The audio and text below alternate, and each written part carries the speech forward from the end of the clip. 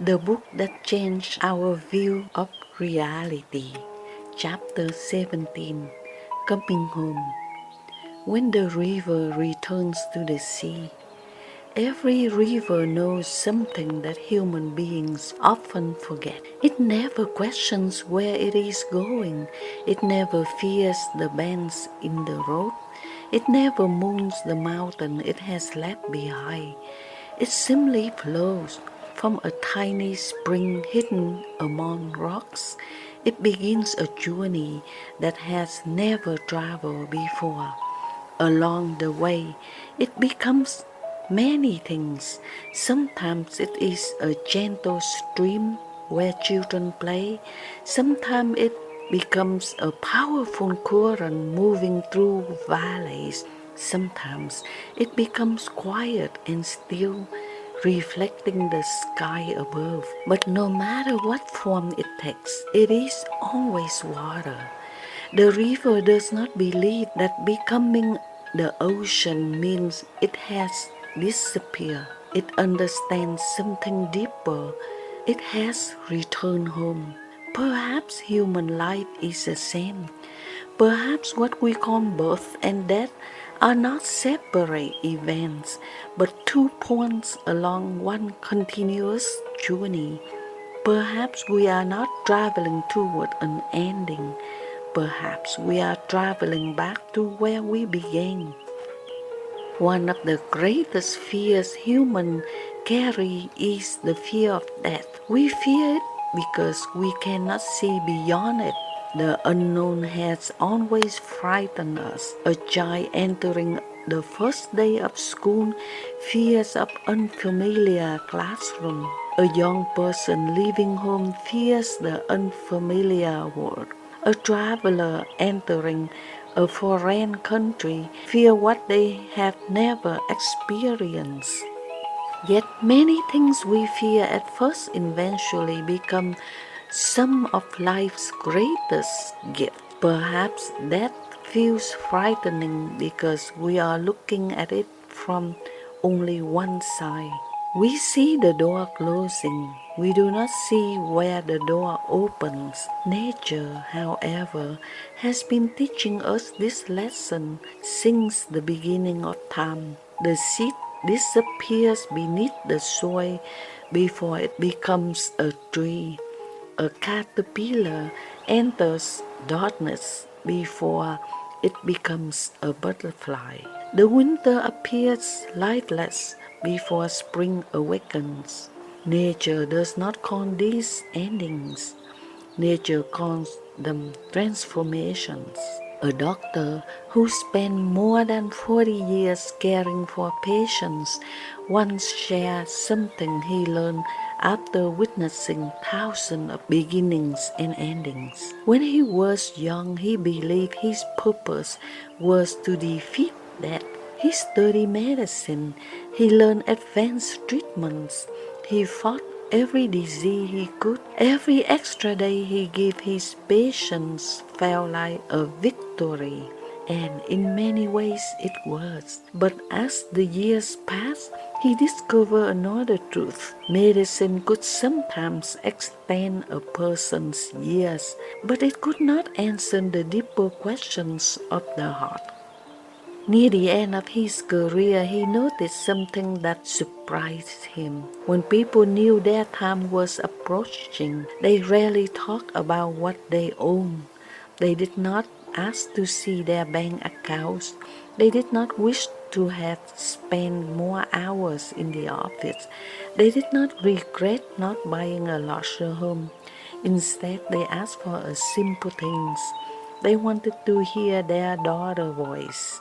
They wanted to hold their spouse's hand. They wanted to apologize to someone they had hurt. They wanted to say, I love you. The doctor realized that the things people chase throughout life are often not the things they value when life becomes quiet. The things that remain are not possessions.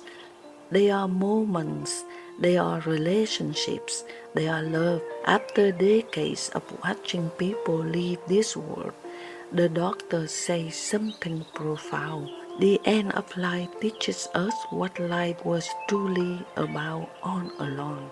An elderly couple once taught another lesson about love and mystery of being human. They've been married for more than 60 years. They had built a life together through ordinary days, the kind of days that rarely appear in history books but create the foundation of meaningful life. They raised children, they celebrated birthdays, they sat together through illness and hardship. Then slowly, time began changing things. The wife developed Alzheimer's disease. Little by little, memories that had taken a lifetime to create began disappearing. Then came a day when she no longer remembered their wedding day. She no longer remembered many of the stories they had shared. Eventually, she no longer recognized her husband's name. Someone asked the husband why he continued visiting her every day when she did not even know who he was. He smiled gently and answered, "She may not know who I am, but I know who she is." Those words reveal something beyond memory. Love is deeper than the mind. The mind stores information, but the heart recognizes connection. Perhaps some parts of us exist beyond what we can measure. Perhaps the deepest parts of who we are, not created by our memories, our achievements, or our physical bodies. Perhaps they are created by the love we give and receive. Years ago, while working with children, I witnessed another beautiful lesson about transformation. Every year we created a special classroom project where children could observe caterpillars becoming butterflies. For the children, it was a magical experience. They watched the tiny caterpillars move slowly across the leaves. Every morning they rushed into the classroom to check on their little creatures. They noticed every change. They celebrated every small movement. Then one day, something unexpected happened. The caterpillars disappeared. They had formed their chrysalises and became completely still. The children became concerned. Are they gone? Did something happen to them? To their young eyes, silence looked like an ending, but nature was quietly working on something they could not yet see.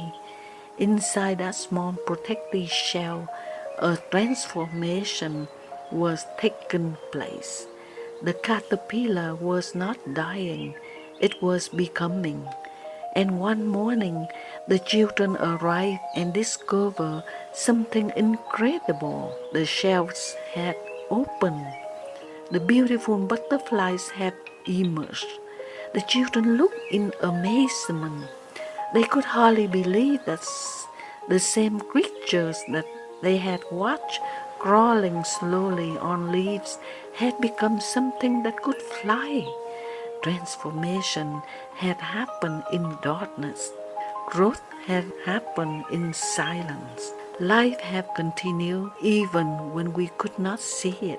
A few days later, it was time to release the butterflies. Some of the children did not want to let them go. They had watched them grow. They had cared for them. They wanted to keep them close.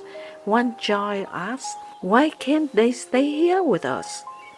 It was a beautiful question because it reveals something true about human nature. We all struggle with letting go. We hold tightly to people. We hold tightly to moments. We hold tightly to the versions of life we have known. But the butterfly was never created to remain inside the classroom. Its purpose was not to stay protected. Its purpose was to fly. The children learned that day that love does not mean possessing. Love sometimes means allowing something beautiful to continue its journey. Perhaps life teaches us the same lesson. The people we love are not truly ours to keep forever.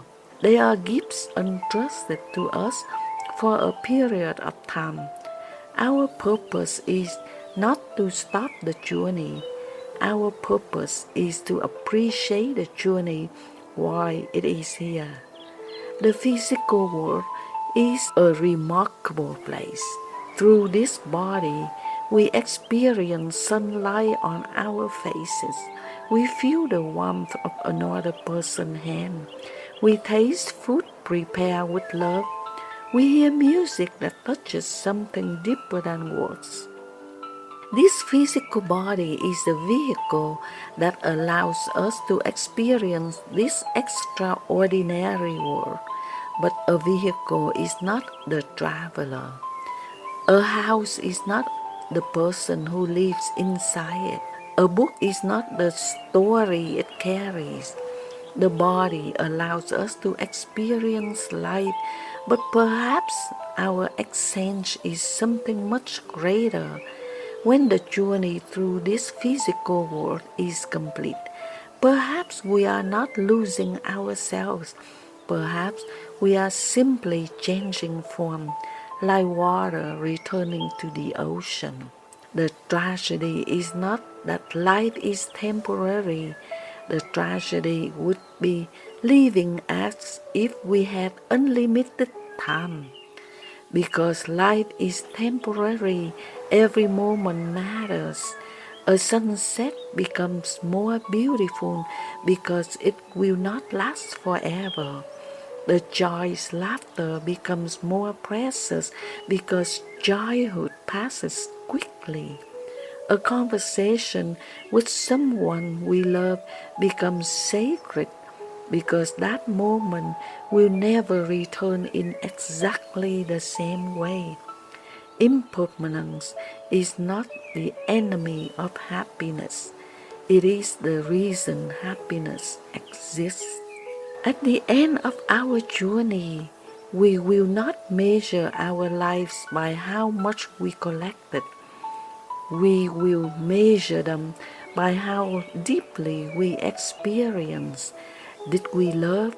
Did we forgive? Did we become kinder?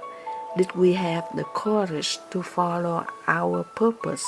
Did we appreciate the ordinary miracles that surrounded us every day? Perhaps the greatest achievement is not becoming someone important in the eyes of the world. Perhaps it is becoming someone who lives with an open heart. Every river eventually reaches the sea. The journey may be long, the path may be uncertain, there may be storms, there may be rocks, there may be moments when the river feels lost, but every drop of water is always moving toward its destination. And when the river finally meets the ocean, it does not disappear.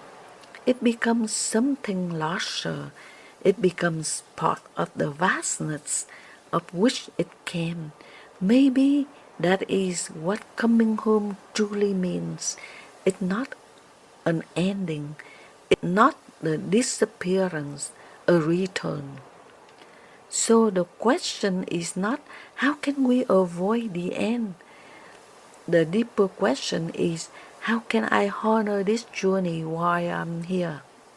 Live fully, love deeply, forgive freely, create memories instead of only collecting things. Leave kindness wherever you go, because one day every river returns to the sea, and when that moment comes, may we look back with peace and gratitude, knowing that we did not simply pass through life, we experienced it, we awakened to it, We loved through it, and we finally understood what nature had been teaching us all along. Nothing truly ends. Everything returns home. Thank you so much, and I hope you understand this chapter and looking for the next last chapter of the book